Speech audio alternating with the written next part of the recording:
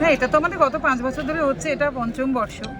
তো এটা যেহেতু পুরুষ মানুষ নিয়ে আমরা কাজ করি, দেখুন অনুষ্ঠান অনেক হয়, হ্যাঁ, সেখানে হয় নারী পুরুষকে একসঙ্গে পুরস্কৃত করা হয়, নয় নারীদের করা হয়।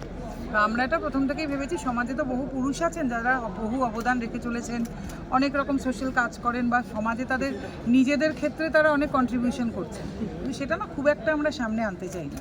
তো আমরা বেছে বেছে প্রতি বছরই বিভিন্ন ক্ষেত্র থেকে, সে খেলাধুলাই বলুন, গান বাজনাই বলুন, ব্যবসা বলুন, আইনজীবী, ডাক্তার, সব রকম বিষয় আমরা চেষ্টা করি সে সমস্ত পুরুষ মানুষকে সমাজের সামনে আনার, যে তারা নিজেদের, দেখুন এটা তো নয় যে শুধু সমাজ সেবা করলেই কিন্তু সমাজের সেবা হয় না। আপনি একজন ডাক্তার হয়ে যখন 10জন মানুষকে অপারেশন করছেন, জীবন ফিরিয়ে দিচ্ছেন, সেটাও তো সমাজের প্রতি কন্ট্রিবিউশন। আইনজীবী হয়ে আপনি যখন মামলা লড়ে মানুষগুলোকে মুক্তি দিচ্ছেন, সেটাও তো সমাজের সেবা।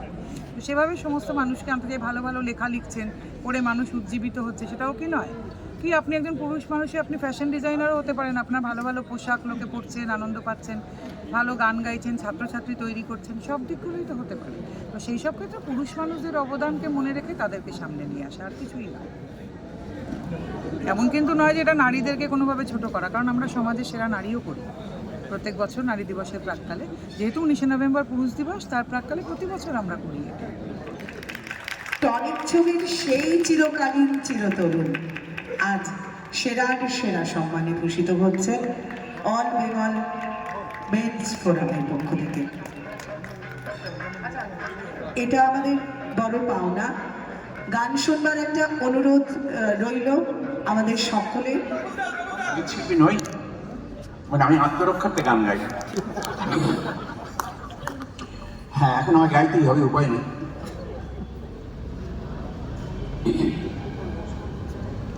তার মিষ্টি কুজনে তবু জলে হিয়া, মিছে অভিমান ওঠে মনে জুথলিয়া। তার মিষ্টি কুজনে তবু জলে হিয়া, মিছে অভিমান ওঠে মনে জুথলিয়া। আজ সবাই কেহ না কেহ মরমিয়া, একলাই আমার শুধু নয় প্রিয়া। দুষ্ট পাপিয়া বলে পিয়া পিয়া পিয়া পিয়া পিয়া, হায় কি যে করিয়ে মননিয়া। সে যে প্রণয় হুতাশে যথে উথলিয়া।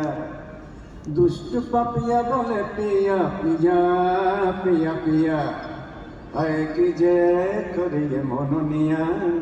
সে যে প্রণয় হুতাশে যথে উথলিয়া। বলো, আজকের এই সন্ধ্যায় এই যে স্বীকৃতি পেলেন আপনার কেমন লাগছে?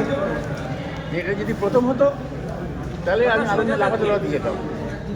পেতে পেতে এটা অভ্যস্ত হয়ে গেছি, সেই জন্য শান্ত হয়ে এটাকে গ্রহণ করে এর প্রতি একটা আটা করে মনটাকে স্নিগ্ধ করে নিজের চেষ্টায় সব করে এবার বাড়ি মুখ করবো। একটা খুব সুন্দর গান গাইছিলেন দেখলাম, গানটা কি ফেভারিট গান? গান গান কী করে দেখলে আমি তো বুঝতে পারলাম। মানে শুনলাম। হ্যাঁ হ্যাঁ, গান ফেভারিট না হলে মুখে বেরোবে কেন? আচ্ছা, এই পুরস্কার পাওয়া থেকে কি জীবনের প্রথম যেদিন পুরস্কার পেয়েছিলেন সে কথাটা মনে পড়ে? না, যখন যেটা পাই তখন সেটাই মনে থাকে। ঠিক আছে, থ্যাংক ইউ। প্রথমটা কেউ ভোলে না, এই প্রশ্নটাই ঠিক না। জীবনের প্রথম কখনো ভোলে কেউ? যে পৃথিবীময় ছড়িয়ে পড়া, সেটি সম্বরণ ব্যানার্জির জন্য। আসলে উপযুক্ত দ্রোণাচার্য না পেলে সত্যি সত্যি কি অর্জুন তৈরি হয়, সেটা বোধহয় হয় না। সম্বরণ ব্যানার্জি সেটাই আমাদের বুঝিয়ে দিয়েছেন।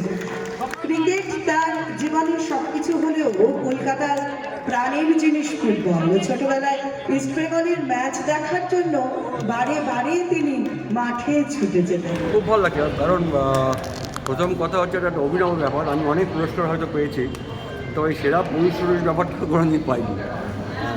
আমি জানি না কী এমন করলাম যে সেরা পুরুষ হয়ে গেলাম। নন্দিনীকে আমার অনেক আন্তরিক ধন্যবাদ এটা অভিনব অনুষ্ঠান অর্গানাইজ করার জন্য, এবং বেশ ভালো লাগলেন, ভেরি ওয়েল অর্গানাইজড, এবং আরও অনেক লোক আছেন তাদেরকেও দেওয়া হচ্ছে। আমি পেয়ে আমার খুব ভালো লেগেছে।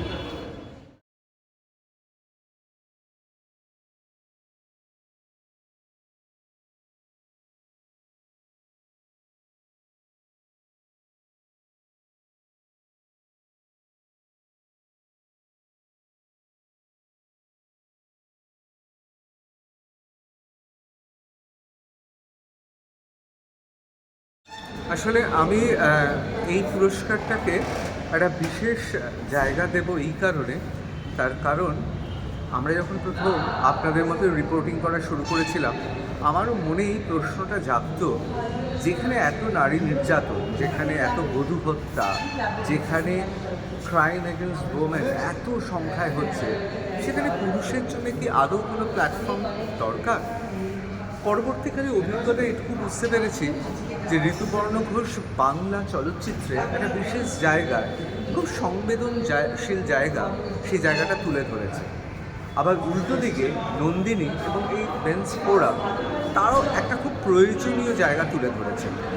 বিভিন্ন জায়গায় বিভিন্ন গোষ্ঠী, বিভিন্ন সমস্যা, তা যদি কোনো সংগঠনের মাধ্যমে একসঙ্গে প্রকাশ করা যায়, তাহলে আমার মনে হয় গণতন্ত্রের ভিত্তি, সমাজের ভিত্তি খুব শক্তিশালী হয়। আর সেই মঞ্চে দাঁড়িয়ে পুরস্কার পাওয়া, এটা তো অনুপ্রেরণা আমার তো যোগাচ্ছেই।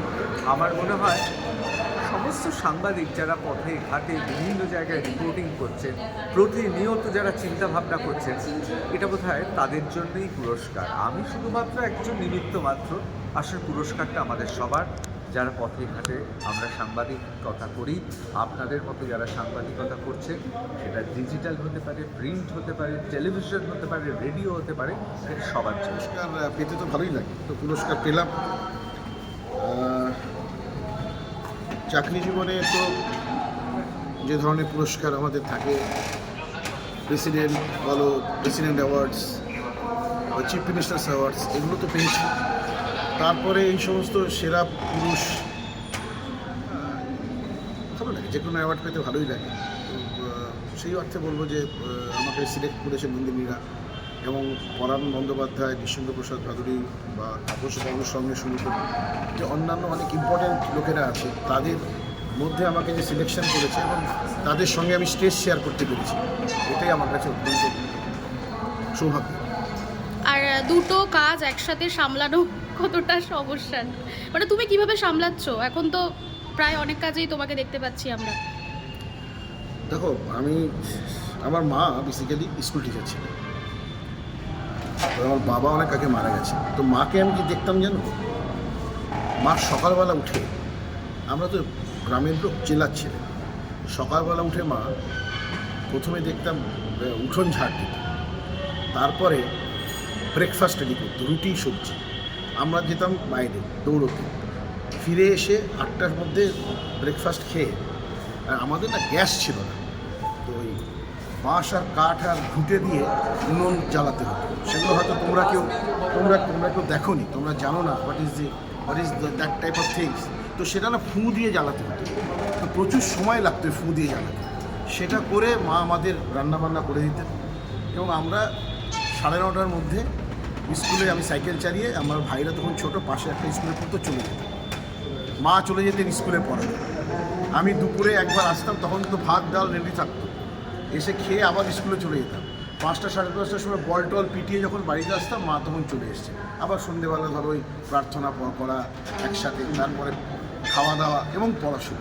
তো একটা কথা বলো তো, যে বাড়ি এবং তার মধ্যে বাজার করা, যেটুকু টাকা আছে সেটাকে ইউজ করা, কারণ এটি মেয়ে তো, মহিলা তো, তাই তো? তো তিনি যদি সব পারে, আমার তো এত ফেসিলিটি আছে, আমি এটুকু পারবো না? আমি সেটাই চেষ্টা করি। আমি ওনার মতো পারবো না, অবশ্যই পারবো না। আমার মার কাছে কেউ যেতে পারবে না। তো আমি যেটা পারি, চেষ্টা করি যে ওইটুকু অ্যাটলিস্ট একটু ব্যালেন্স করে চলার, এবং যে সময়টুকু পাই সেটাকে অন্য কোথাও কাজে ইউজ করে যতটা পারি অভিনয় করা, অভিনয় শেখা। আমি প্রচুর দেখি, সিরিজ দেখি, রাতের অনেক রাত জেগে সেগুলো দেখে শেখা। এইটাই ব্যালেন্স, সেটাতেই ব্যালেন্স হয়ে যায়। সেটা আমার পক্ষে একটা গর্বের বিষয়। আরও একটা স্বপ্ন ছিল ছোট থেকে, যে আমরা যখন গ্রামে থাকতাম, অনুভূতি খুবই ভালো। একটা গ্রামের ছেলে, যেটা স্বপ্ন ছিল যে দেবকে দেখার, আর ওখান থেকে আমার নিজের কোম্পানির ব্র্যান্ড অ্যাম্বাসেডর হিসেবে অলরেডি জয়েন করে গেছে। এমন নয় হচ্ছে, অলরেডি হয়ে গেছে 1 মাস আগে। তো সেটা নিয়ে অনুভূতিটা একটা সেই গ্রামের ছোট্ট ছেলেকে জিজ্ঞেস করলে হয়তো সে অনুভূতিটা প্রকাশ করতে পারবে, এখন সেই অনুভূতিটা আমি হয়তো প্রকাশ করতে পারছি না। ভালো পুরস্কার পেতে সবারই ভালো লাগে। আর এই ধরনের উদ্যোগ নন্দিনীদিকে অসংখ্য ধন্যবাদ যে আজকে পুরুষদের জন্য স্পেশালি এই উদ্যোগ, সেটা আরও চাইবো যে বছর বছর এগিয়ে চলুক এবং আরও নেক্সট বছর আরও অনেক বড় হয়ে উঠুক। আমি স্টেজেও বলছিলাম যে কোনো সম্মানই আসলে একটা রেকগনিশন, একটা রাস্তায় একটা স্টপেজটায় বলছে যে তুমি ঠিক রাস্তায় আছো, তাই ওই ইন্টেনশনটা ঠিক আছে বলেই বোধহয় কিছু মানুষ আমায় চেনে, কিছু মানুষ আমায় ভালোবাসে। সত্যি যা পেয়েছি বেশি মনে হয় আজকেও এটা যে পেলাম, মানে খুবই বড় একটা নাম, সমাজের সেরা পুরুষ, এতটা ডিজার্ভ করে কিনা যায় না, বাট পেয়ে তো ভালো লাগবেই, কারণ আনন্দের তো মানে রেকগনিশনের চেয়ে বড় আনন্দ তো কিছুতে নেই। আর এই যে একদমই বলতে গেলে নতুন রকম একটা জার্নি তুমি শুরু করেছিলে, এবং সেই প্রথম দিনটার কথা কি মনে পড়ে, মানে যেখান থেকে শুরু এবং শুরু তো অনেক দিন আগে হয়েছে।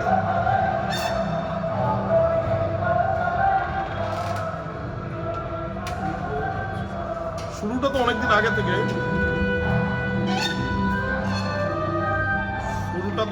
থেকে, শুরুর সময় তো মনে পড়েই। আর যখন প্রথম কলকাতায় এসেছিলাম 17 বছর হয়ে গেছে, সময় লাগে জার্নিতে, অনেক সময় লাগে, অনেক কিছু পেরিয়ে আসতে হয়। অবশ্যই মাঝে মাঝে পেছনে তাকে দেখতে হয় শুরুটা কোথা থেকে করেছিলাম, অবশ্যই ভালো লাগে, অবশ্যই দেখি, সেদিনটার কথা মনে পড়ে। যখনই রেকগনিশন পাওয়া যায় তখন আরও বেশি মনে পড়ে। যেহেতু অনেক রকম মানে অনেক বিশিষ্ট ব্যক্তিদের তুমি খুব কাছ থেকে পেয়েছো, তো সেই জন্য তোমাকে জিজ্ঞেস করবো যে এখন অব্দি তোমার নিজের করা বেস্ট পডকাস্ট যদি তোমাকে জিজ্ঞেস করবো। অনেকগুলো মানে খুবই ফেভারিট এপিসোড আছে। তার মধ্যে যদি এক দুটো পিক করতে হয় তাহলে আমি সবচেয়ে মানে প্রথম 10টার মধ্যে যে কটার নাম বলতে পারি, প্রথম বলবো পণ্ডিত কুমার ঘোষ গুরুজির, ওনার সঙ্গে পডকাস্টটা আমার লাইফে খুব একটা বড় ইম্প্যাক্ট ফেলেছে, সেই জন্য ওই পডকাস্টটা বোধহয় এই সবগুলোর থেকে একটু টপে রাখবো। কিন্তু প্রত্যেকের কাছ থেকে আমি যা শিখি, একটা পডকাস্টই আমার জন্য প্রচণ্ড স্পেশাল।